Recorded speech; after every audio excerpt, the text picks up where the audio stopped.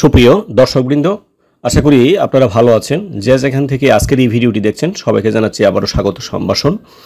তো আজকে আমরা যে বিষয়টি নিয়ে কথা বলবো সেটা হচ্ছে 2024 সালের যে শিক্ষাবর্ষ আছে ষষ্ঠ থেকে নবম শ্রেণী পর্যন্ত, এগুলোর মূল্যায়ন কিভাবে হবে, নির্দেশনা অধিদপ্তর বা এনসিটিপি কিভাবে দিয়েছে সেটা নিয়ে।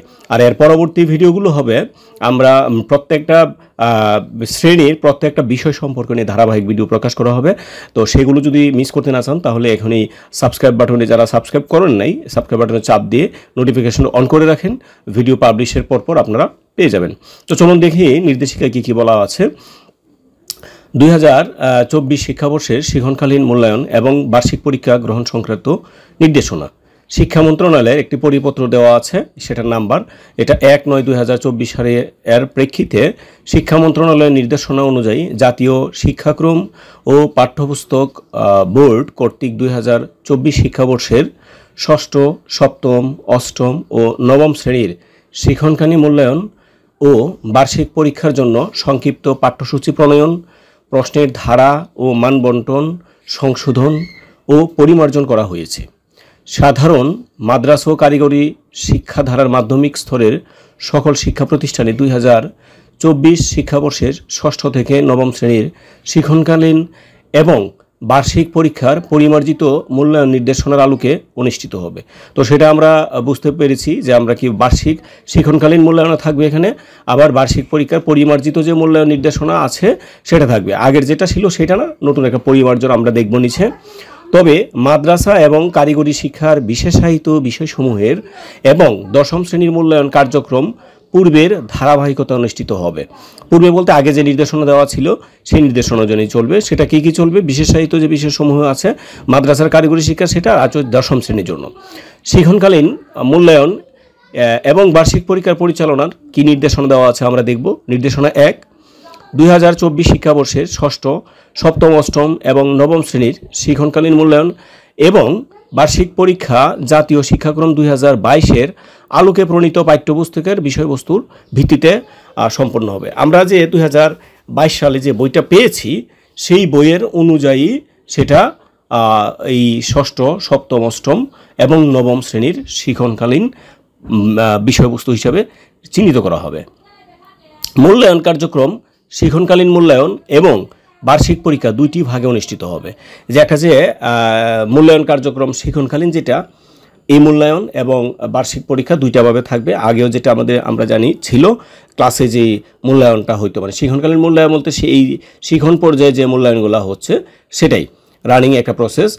3, সংশ্লিষ্ট শিক্ষা প্রতিষ্ঠানসমূহ নিজস্ব তত্ত্বাবধানে শিক্ষকগণের দ্বারা শিক্ষণকালীন মূল্যায়ন কার্যক্রম পরিচালনা এবং প্রদত্ত প্রশ্নপত্রের নমুনা অনুসরণ করে বার্ষিক পরীক্ষা প্রশ্নপত্র প্রণয়ন করতে হবে। আমরা যখন শ্রেণী ওয়াইজ কথা বলবো তখন প্রশ্নটা কীরকম হবে আমরা সেটা নিয়ে কথা বলবো। তো সেটা নির্দেশনা দেওয়া আছে। এই যেভাবে প্রশ্ন কাঠামোটা আছে ওই প্রশ্ন কাঠামো রেখেই প্রশ্নপত্র প্রণয়ন করবে শিক্ষা প্রতিষ্ঠান তাদের নিজস্ব তত্ত্বাবধানে। কোনো ক্রমেই নমুনা প্রশ্নপত্র হুবহু ব্যবহার করা যাবে না। এখানে যে নমুনা প্রশ্ন দিয়েছে সেটা কোনোভাবেই ব্যবহার করা যাবে না। প্রণীত প্রশ্নের সাহায্যে নিজ নিজ শিক্ষা প্রতিষ্ঠানের শিক্ষার্থীদের 2024 শিক্ষাবর্ষের বার্ষিক পরীক্ষা গ্রহণ করবেন। সেটা প্রণীত যে প্রশ্ন করবে নিজ নিজ শিক্ষা প্রতিষ্ঠান সেটা সেভাবে করে নেবে। এখন আমরা দেখব নম্বর বণ্টনটা কী হবে। 4, প্রতিটি বিষয়ের মূল্যায়ন কার্যক্রমের মোট নম্বর হবে 100 নম্বর। এর মধ্যে শিক্ষণকালীন মূল্যায়নের যে গুরুত্ব যে ওয়েটেজ আছে সেটা হবে 30%। মানে আমরা যদি শতকরা 100 নম্বর আমরা ধরি তাহলে 30 নম্বর হবে শিক্ষণকালীন মূল্যায়নে এবং পরীক্ষার গুরুত্ব হবে 70%, মানে শতকরা 70 নম্বরের, মানে 100 নম্বরের মধ্যে 70 নম্বর থাকবে আমাদের যে ওই যে বার্ষিক লিখিত পরীক্ষাটা বলে সেটার উপরে। তো বার্ষিক পরীক্ষার ফলাফল প্রস্তুত করার ক্ষেত্রে বিষয়ভিত্তিক জিপি বা গ্রেড পয়েন্ট নির্ধারণ পদ্ধতিতে অনুসরণ করে দিতে হবে।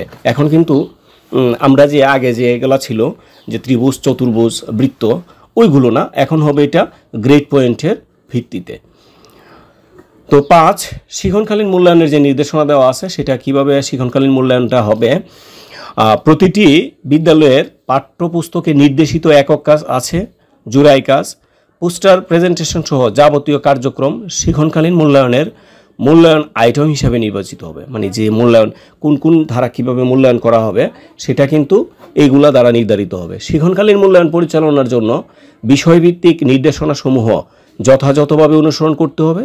এখানে যে নির্দেশনা দেওয়া আছে আমি আগেই বলছি, আমি যখন পরবর্তী ভিডিওগুলো নিয়ে আসবো চ্যাপ্টার মানে ক্লাস ওয়াইজ শ্রেণীভিত্তিক এবং বিষয়ভিত্তিক, সেখানে কিন্তু আমি এটা বলে দেব। তো সংক্ষিপ্ত পাঠ্যসূচির আওতাধীন শিক্ষণকালীন মূল্যায়নের যেই সব কার্যক্রম ইতিমধ্যে সম্পন্ন হয়েছে এবং যেগুলো সামনে সম্পন্ন হবে সেগুলোর রেকর্ড যথাযথভাবে সংরক্ষণ করতে হবে। এখানে কিন্তু সম্পূর্ণ রেকর্ড রাখতে হবে। শিক্ষণকালীন মূল্যায়নের যাবতীয় কার্যক্রম বার্ষিক পরীক্ষা শুরুর পূর্বেই সম্পন্ন করতে হবে, কারণ বার্ষিক পরীক্ষা যখন আপনাদের শুরু হয়ে যাবে তখন কিন্তু আর ওইটার মানে ক্লাসে ফিরে যাওয়ার তো আর কোনো উপায় নেই, তাই এটা আগেই শেষ করে নিতে হবে। 6 বার্ষিক পরীক্ষার মূল্যায়নের পরীক্ষা বা মূল্যায়নের নির্দেশনা। বার্ষিক পরীক্ষা সংক্ষিপ্ত পাঠ্যসূচি অনুযায়ী প্রতিটি বিষয়ে 100 নম্বরের লিখিত পরীক্ষার মাধ্যমে অনুষ্ঠিত হবে।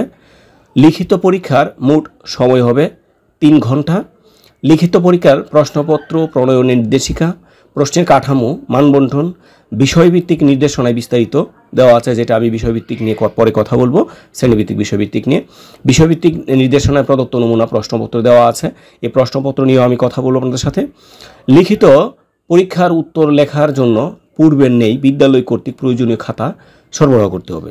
এখানে কিন্তু বাড়ি থেকে কোনো কিছু নিতে হবে না, সকল খাতা যেটা আছে শুধু কলমটা নিতে হবে। তো আর এর আগে যে পরীক্ষা ফিটি সে সংক্রান্ত নির্দেশনা শিক্ষা প্রতিষ্ঠান দিবে, স্ব প্রতিষ্ঠান দিবে। আচ্ছা, ফলাফল কীভাবে প্রস্তুত হবে এবং গ্রেড পয়েন্টটা কীভাবে নির্ধারণ করা হবে।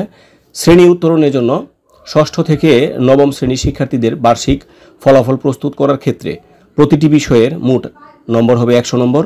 এই 100 নম্বরের মধ্যে ধারাবাহিক এবং শিক্ষণকালীন মূল্যায়নের যেটা হবে 30% এবং মানে শতকরা 30 নম্বর, এবং লিখিত পরীক্ষা হবে নিতে হবে এখান থেকে 70 নম্বর। এটা আমরা আগে বলেছি। যেহেতু প্রত্যেক বিষয়ে ধারাবাহিক বা শিক্ষণকালীন মূল্যায়নের জন্য বরাদ্দ নম্বর 30 এবং লিখিত পরীক্ষার জন্য বরাদ্দ নম্বর 100, সেহেতু একজন শিক্ষার্থীর একটি বিষয়ের বার্ষিক ফলাফল প্রস্তুত করার ক্ষেত্রে ওই বিষয়ের ধারাবাহিক বা শিক্ষণকালীন মূল্যায়নের তার প্রাপ্ত নম্বরের সাথে লিখিত বা বার্ষিক পরীক্ষার প্রাপ্ত নম্বরের শতকরা 70 নম্বর যোগ হবে এখানে। তো ফলাফল বা গ্রেড নির্ধারণ করা হবে তারপর।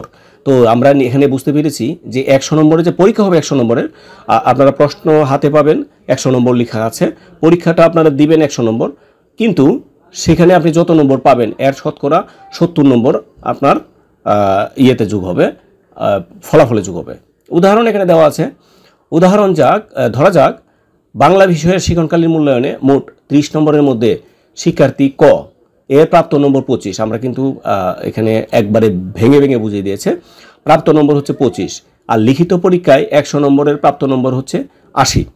তো বাংলা বিষয়ে তার বার্ষিক ফলাফল গ্রেড নির্ধারণের ক্ষেত্রে ধারাবাহিক মূল্যায়নের যে প্রাপ্ত 25 নম্বর সেটা চলে যাবে সরাসরি, আর লিখিত পরীক্ষায় যে 80 নম্বর পেয়েছে সেটার শতকরা 70 নম্বর, মানে 56 যোগ করে তার প্রাপ্ত তালিকা হবে 56 যোগ 25 81 নম্বর।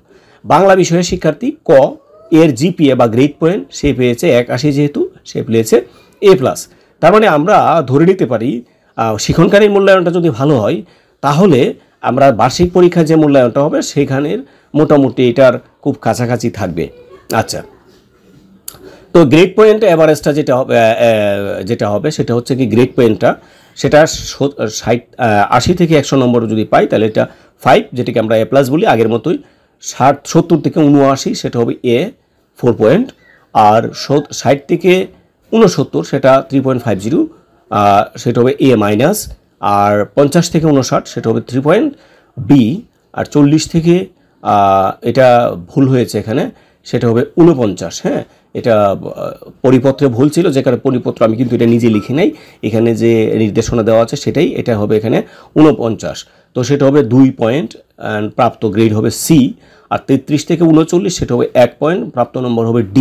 আর যদি 32-এর নিচে হয় 0 থেকে 32 সেটা হবে F গ্রেড। এখন আমরা তাহলে আপনারা প্রমোশন কিভাবে পাবেন।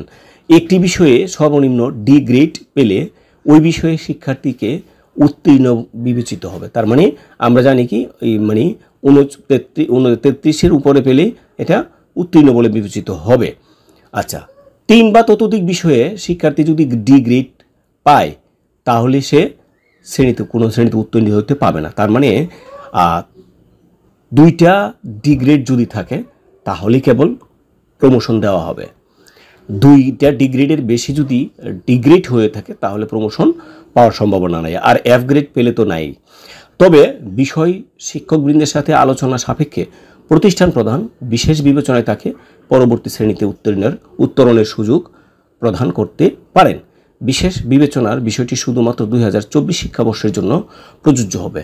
তো এখানে কিন্তু একটা বিষয় স্পষ্ট, যদি কোনো, যেহেতু এটা সংক্ষিপ্ত পাঠ্যসূচি এবং আর মাত্র সময় আছে কয়েক মাস, 3 মাস, এই 3 মাসের মতো বিষয় যেহেতু, তাই এটাকে বিবেচনা করা হবে। কিন্তু 2024 শিক্ষাবর্ষের পরে এটা কিন্তু যারা ডি গ্রেড 2 এর বেশি পাবে তখন তাদের কিন্তু কোনো কল্পনা করা যাবে না।